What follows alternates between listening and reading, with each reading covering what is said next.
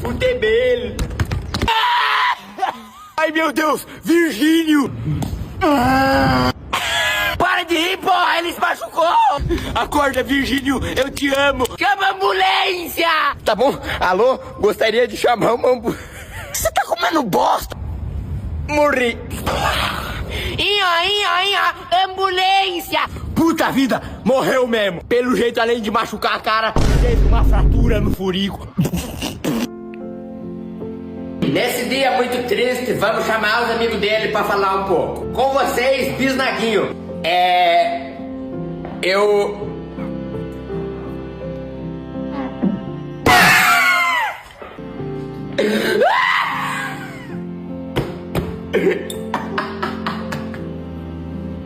Desculpa, é que...